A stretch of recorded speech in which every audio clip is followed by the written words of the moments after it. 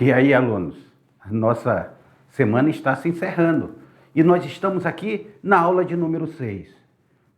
Quando eu falo para vocês a palavra Mesopotâmia, reporta a vocês alguma coisa?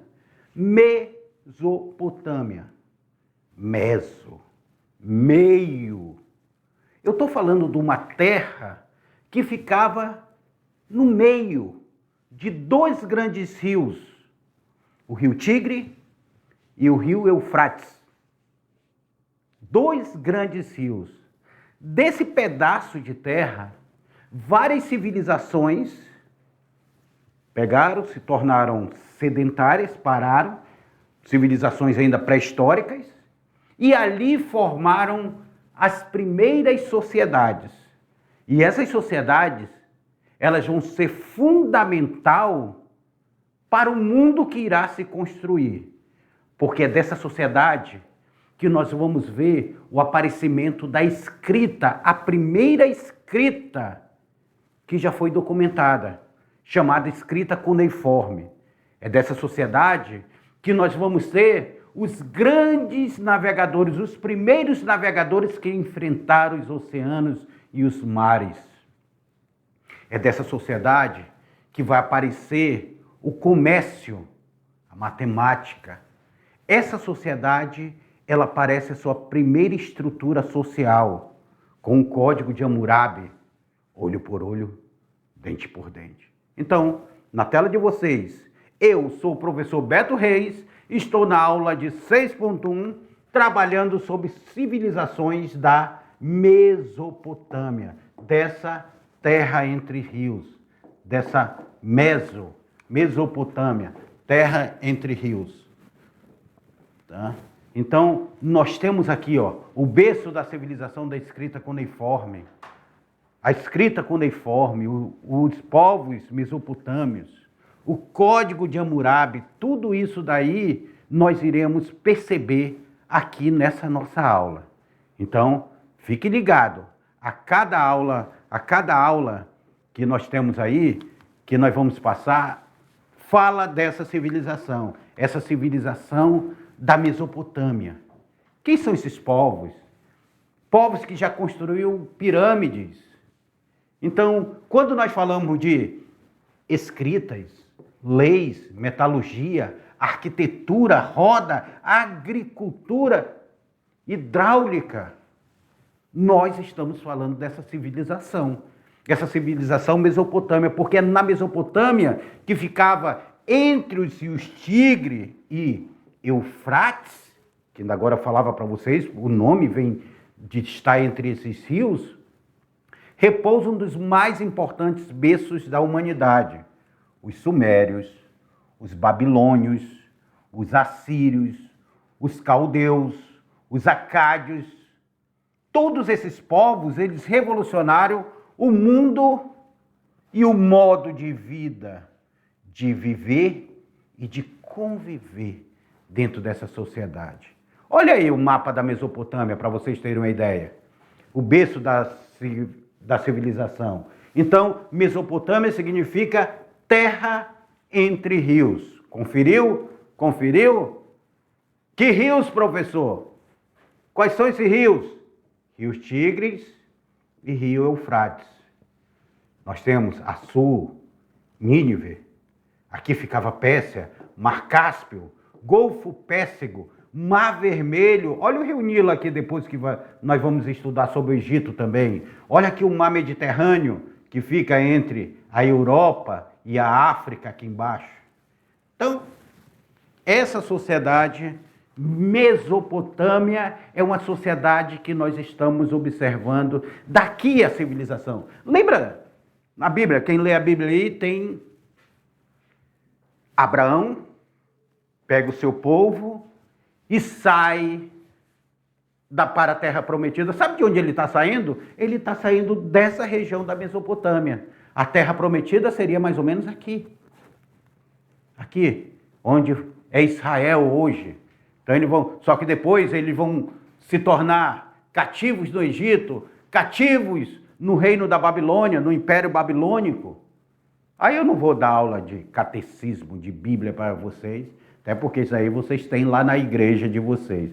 Mas só para vocês terem uma ideia que esses povos da antiguidade, eles estão diretamente ligados a essa região da Mesopotâmia.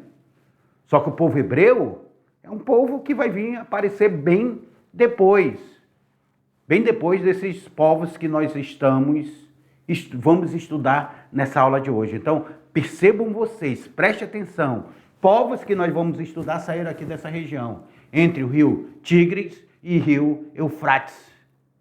Rio Tigres e Eufrates. A Mesopotâmia era a dádiva do rio Tigres e Eufrates, porque o rio Tigres e Eufrates, ele subia, fertilizava a terra com humus, e os mesopotâmios plantavam nessa região.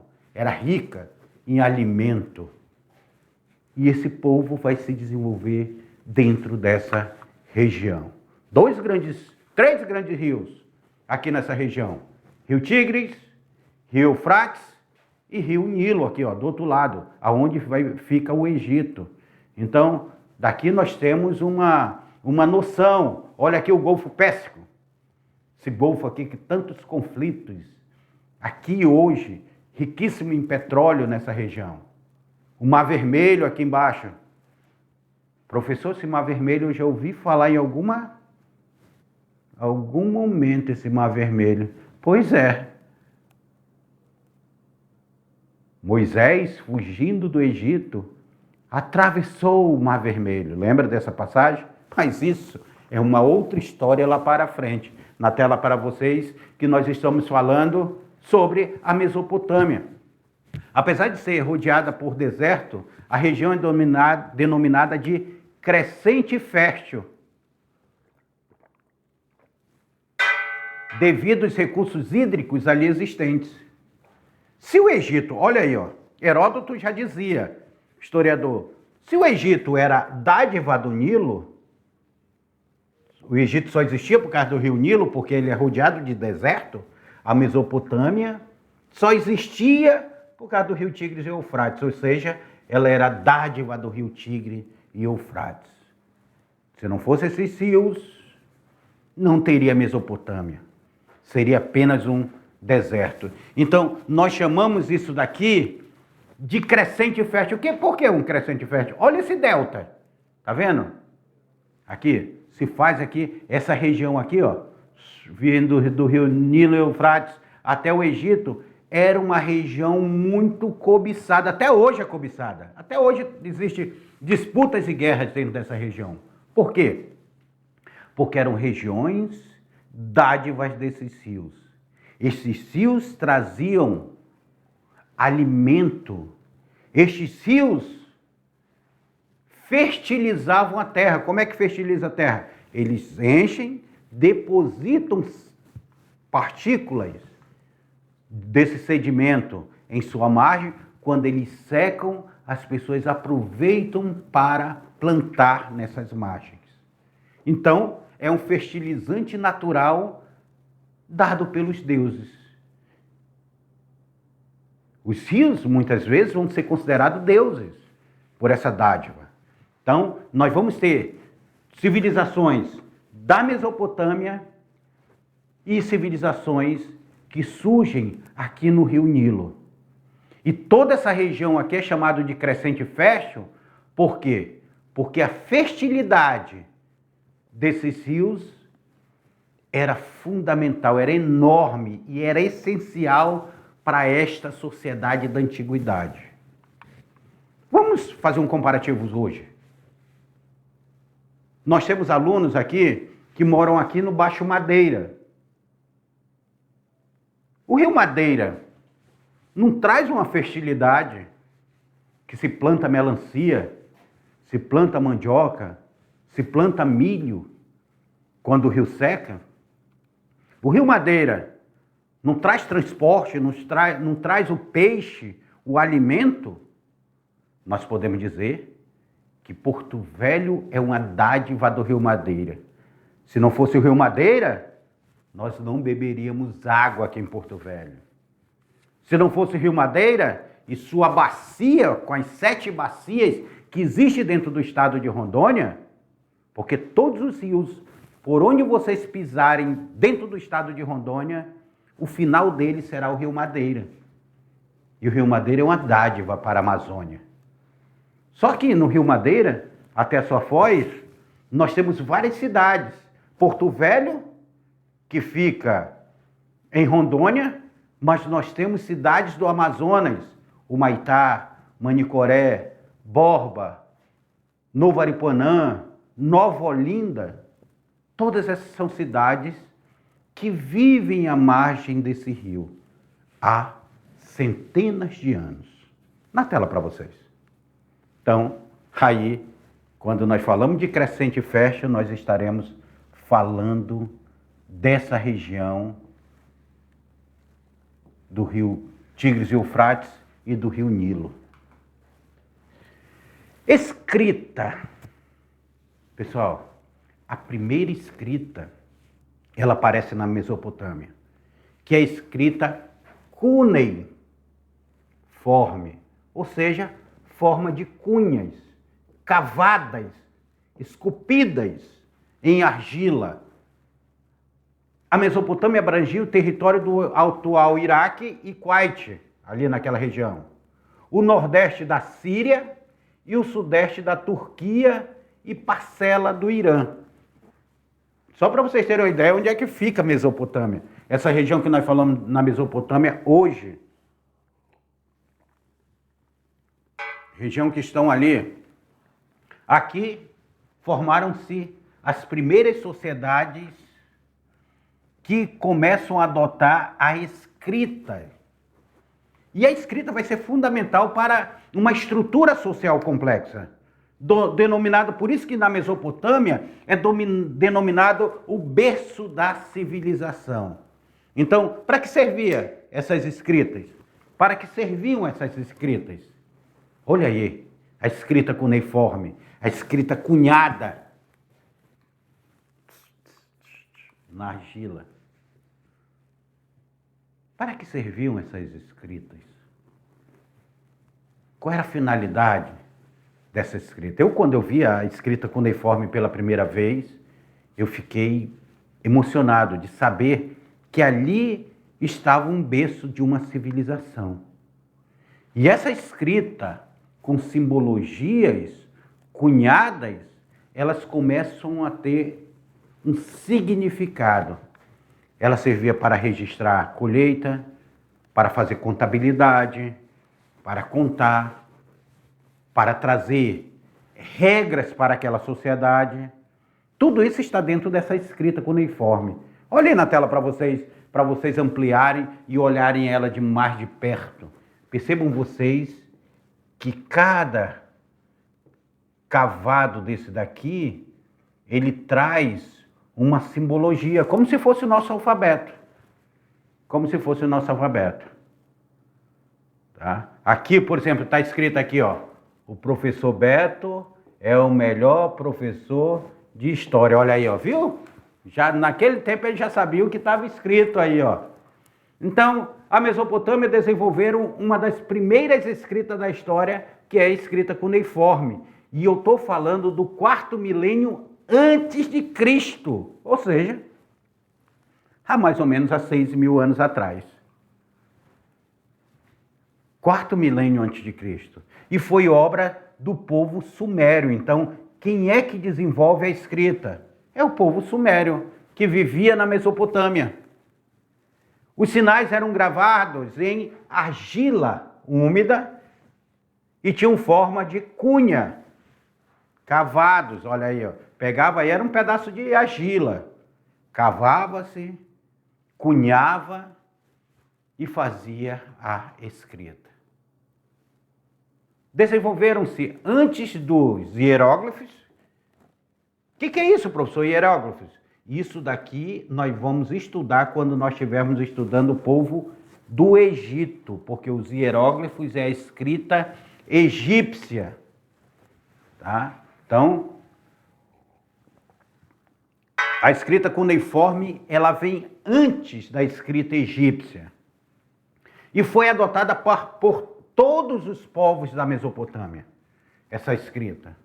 A escrita também passou a ser utilizada para preservar as regras que controlavam a sociedade.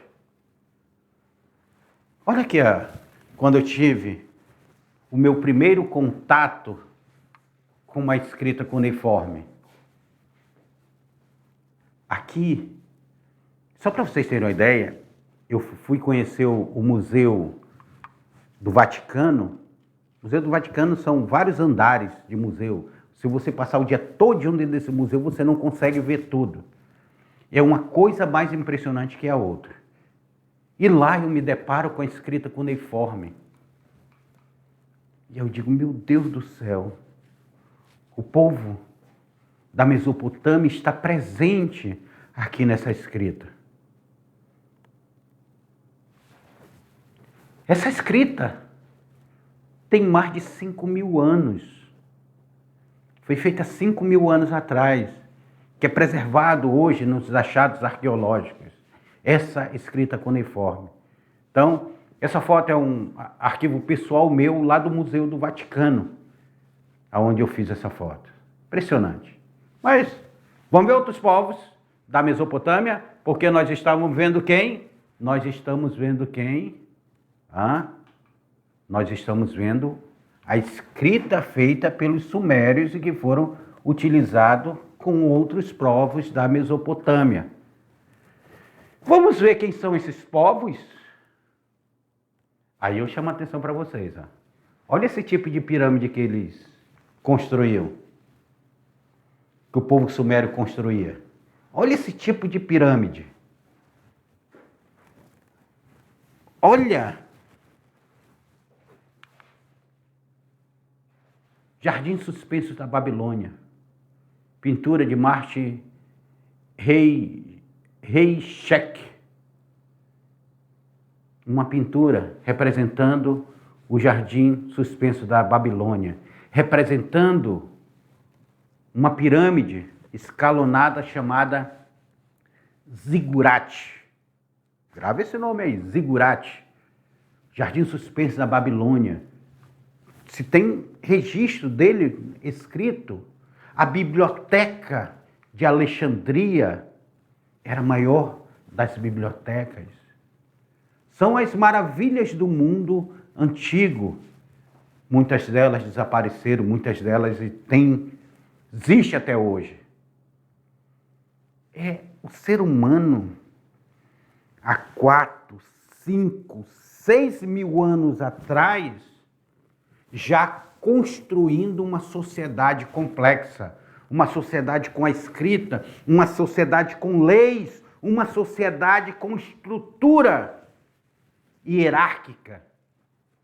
O ser humano, ele deixa do período da pré-história, ele se torna sedentário, ele começa a plantar, criar animais domésticos para poder se alimentar mais fácil, e ele começa a formar essas sociedades. E a Mesopotâmia é o berço dessas sociedades que nós estudamos.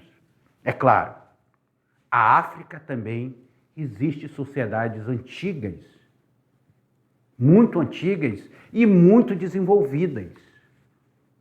A África também era para ser um continente muito desenvolvido, se ela não, ao longo do tempo, ela não fosse atacada constantemente e o seu povo escravizado.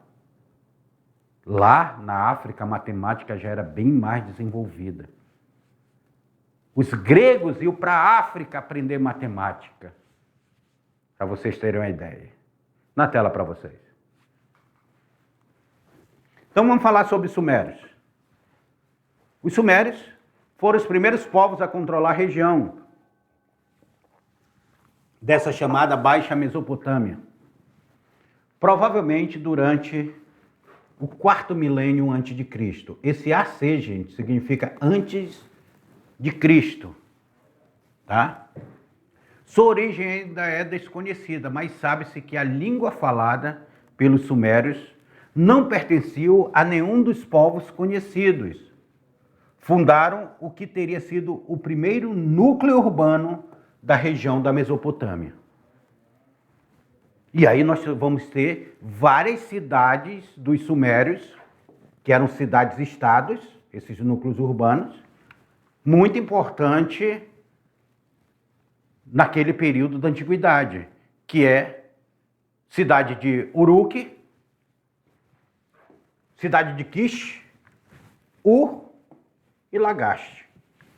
São cidades dos sumérios da Mesopotâmia.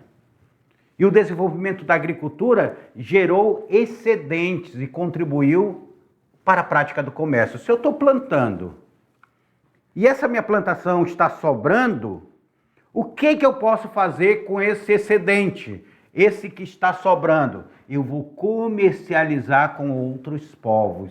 Então, aqui aparece não só mais a política de subsistência.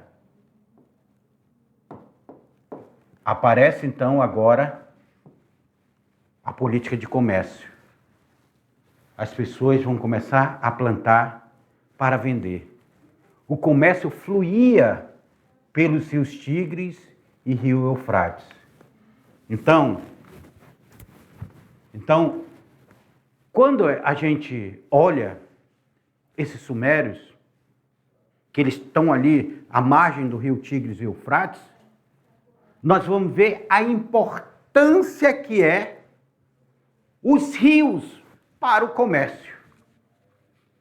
Na antiguidade, se aqui no século XVIII, o rio era importante para o comércio, começaram a buscar ouro no Vale do Guaporé, onde hoje é Rondônia, e todo o comércio se dava pelo rio Guaporé, Mamoré, Madeira, ou subia até o São Paulo, até a Bacia do Prata, para fazer o comércio. A importância dos rios sempre teve. Século XIX, nós tivemos aqui o auge da borracha, por onde se escoava a riqueza da borracha que era produzida na Amazônia? Pelo rio Madeira, até o Oceano Atlântico, até o rio Amazonas, pegava o Oceano Atlântico. Então, a importância dos rios nesse contexto não era diferente da Mesopotâmia. Mas eram só os sumérios que existiam? Não, tinham outros povos. Olha aí na tela. Como os povos acádios. Quem eram esses povos acádios? Como eles viviam? Nós estávamos falando agora no século... Aqui, ó. Nós estávamos falando do século IV milênio antes de Cristo. Vamos falar do Acádio no terceiro milênio antes de Cristo. Conquistaram e unificaram as cidades suméricas. Então, as cidades que eram cidades-estados, os acádios, eles vão lá e eles vão unificar, fazendo um reino unificado. Agora não são mais cidades-estados, cidades independentes. Agora são cidades unificadas. Sob o comando do rei Sargão I, fundaram o primeiro império mesopotâmico. Olha aí, ó, a formação desse primeiro império da Mesopotâmia. Foram os acádios que formam esse primeiro império, que se expandiu desde o Golfo Pérsico até o norte da Mesopotâmia. Depois foram dominados pelos Gut, povos originários do Monte Zagros, atual fronteira com o Irã e Iraque. Isso são os acádios. Mas não existiam só os acádios, tinham os amoritas. Pessoal, isso é... Vocês lembram da lendária Torre de Babel? Lembra aí da lendária Torre de Babel? Vamos lá. Os amoritas, vindo do deserto da Arábia, 2000 a.C., estabeleceram na cidade da Babilônia, sendo por isso denominado babilônico. Torre de quê? Eu falei para vocês, de Babel, ou seja, Torre dos Babilônicos. Sob o comando de Hammurabi, os amoritas, a gente precisava ter uma aula só sobre os amoritas. Sob o comando de Hammurabi. Hammurabi vai governar entre 1728 a 1686 a.C. Expandiram-se seus domínios sobre toda a Mesopotâmia, do Golfo Pérsico até o norte da Síria.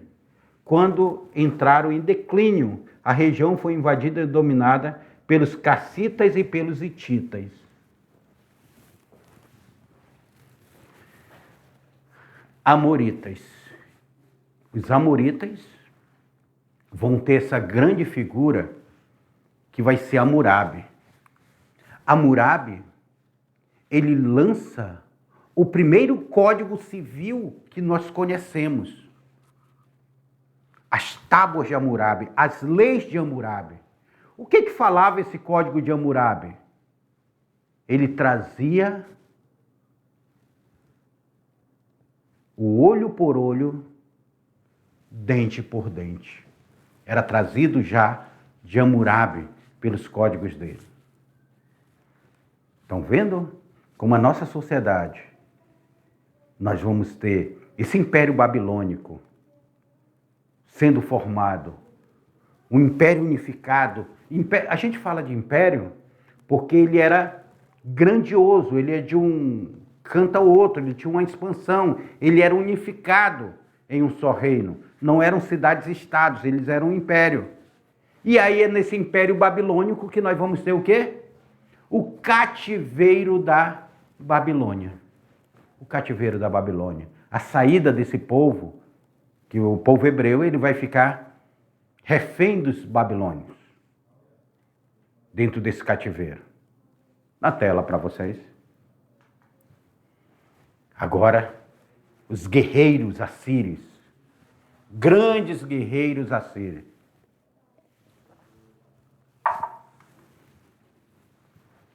Os assírios vindo possivelmente da região situada entre a Europa e a Ásia, estabeleceram-se no norte, a Mesopotâmia, no Alto Tigre, lá no norte, no território denominado Assíria. Organizaram um dos principais exércitos permanentes, olha, é por isso que eu coloquei essa imagem aqui para vocês, ó, porque eles têm o primeiro exército permanente.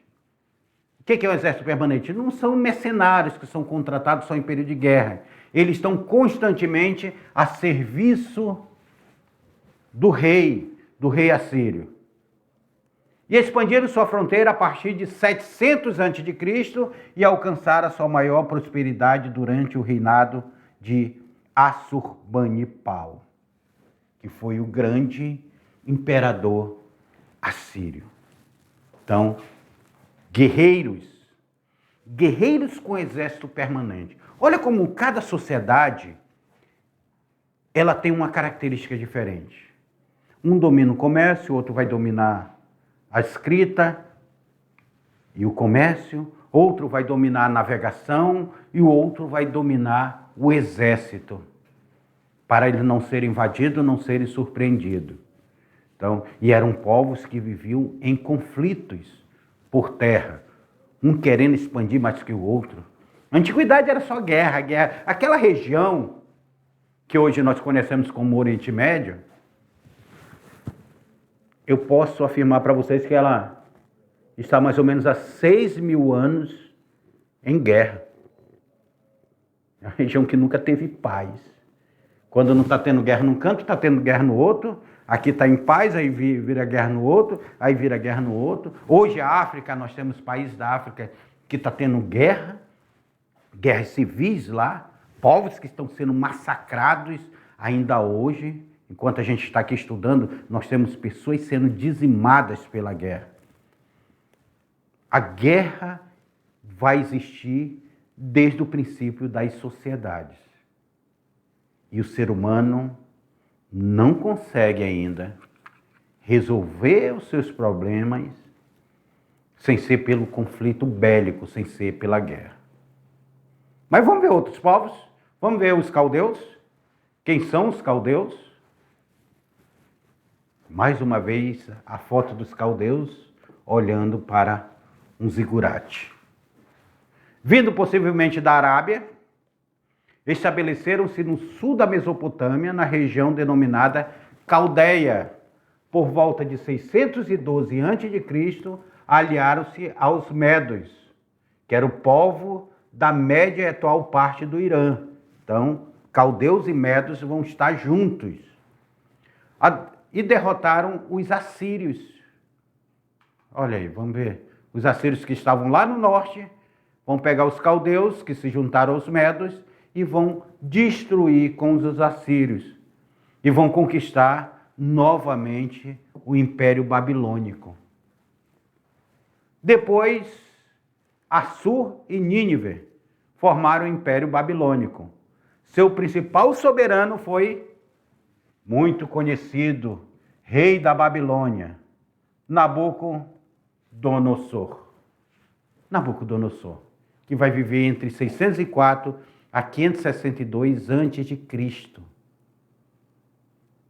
que teria sido responsável pela construção das grandes obras urbanas como templos, muralhas, ruas, jardins e palácios.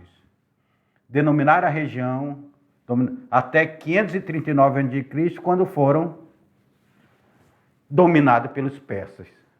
Percebam vocês aí. Os caras estão com o reinado, daqui a pouco entra outro reino, daqui a pouco entra os persas.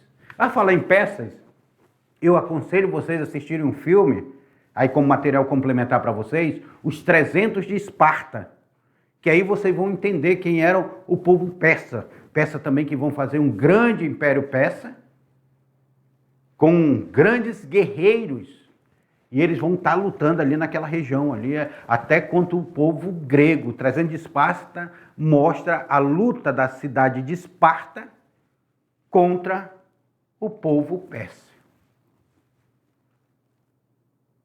E aí, Leônidas, quantos guerreiros você vai enfrentar? Serão um contra um? Ele muito mais. Eram 300 espartanos contra 300 mil persas. Na tela para vocês. Olha aí o Código de Hammurabi que eu estava falando para vocês. Primeiro código de leis escritas que nós vamos ter conhecimento. Mais conhecido como documento jurídico da Mesopotâmia. Preservado numa estela de pedra negra, foi elaborado por ordem do rei Hammurabi, por isso que o nome é Código de Hammurabi, que governou o primeiro Império Babilônico. A expressão da lei do talião, chamada olho por olho e dente por dente, é originária desse Código de Hammurabi. Olha aí a estela, vem aqui olhar comigo aqui, a estela que ele foi descoberto. Aqui, ó, estava aqui nessa estela, nessa pedra. Eles vão cunhar nessa pedra esse código. Agora não vai ser mais em uma argila, não, vai ser numa pedra. E aí nós temos aqui as primeiras leis, ó, quem estuda, quem vai estudar direito aí, começa estudando pelo Código de Hammurabi, depois você vai para leis romanas e assim sucessivamente. E aí no Código de Hammurabi, se você ferir com uma faca você será ferido. Se o seu empregado perder um olho, ali também você poderá perder o mesmo olho.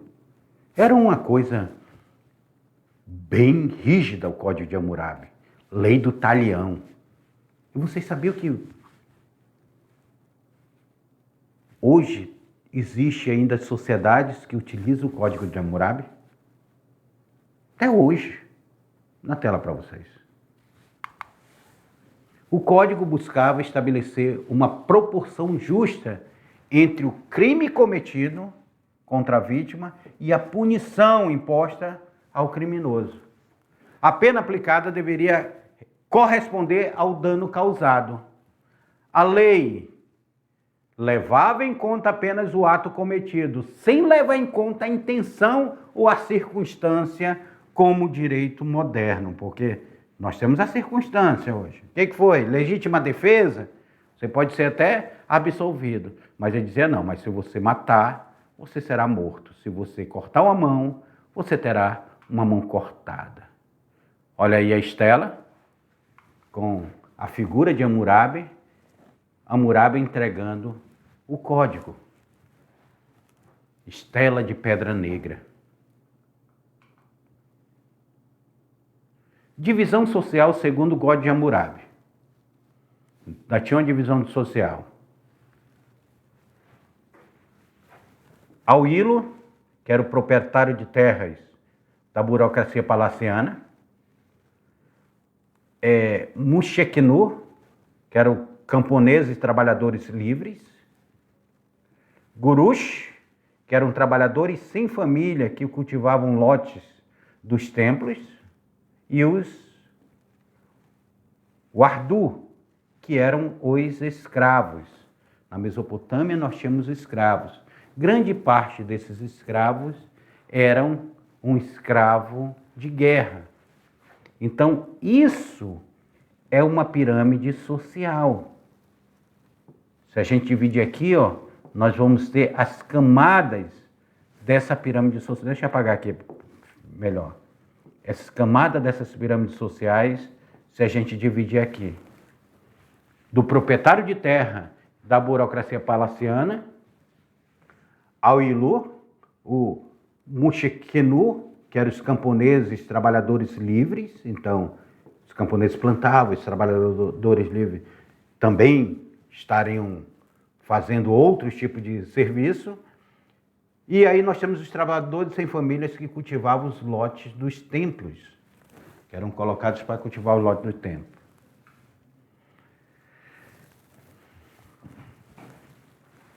Vocês estão vendo aí? O berço da civilização, o berço da sociedade. A gente começou a estudar os povos antigos, saímos desse período pré-histórico, entramos dentro da história, porque agora é o aparecimento da escrita, e a divisão da pré-história para a história, justamente o aparecimento da escrita, nós estamos estudando o povo mesopotâmio.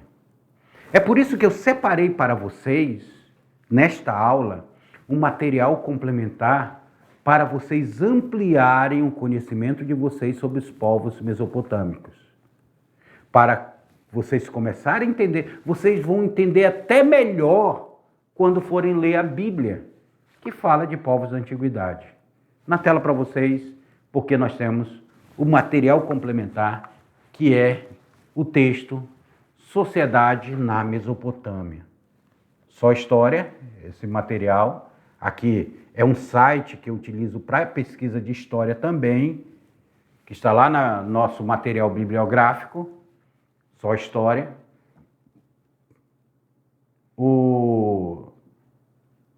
Nós temos aí esse texto, ele vai trazer um pouco melhor sobre essa sociedade da Mesopotâmia. Então, estamos chegando no final da nossa aula, né? Mas partindo para esse momento de conhecimento dessas sociedades, percebam vocês que nós vamos passar por um processo de transformação da sociedade. Apesar de a gente estar estudando Oriente Médio, estudando Europa, nós vamos ter a presença dessas sociedades também na África, na Ásia também. A nossa história ela é um pouco história ocidental. Ela não se aprofunda tanto na história da Ásia, na história do Oriente. Nossa grade, ela não se aprofunda também na história africana, mas eu vou trazer para vocês a história africana. Eu vou trazer povos africanos, nós vamos estudar povos africanos. Entre eles, o principal que nós vamos estudar da antiguidade, que são os egípcios. O Egito ficava na África. Então, queridos alunos, espero que vocês tenham compreendido que o rio Tigres e Eufrates foi dádiva de uma sociedade que transformou a forma da política, da escrita, da organização social. Foi onde apareceram os primeiros impérios, as primeiras construções piramidais, os zigurates, entre eles a Torre de Babel, que é muito citada nos livros bíblicos, e ali nós tínhamos povos de todas as classes e camadas sociais. Até a próxima aula.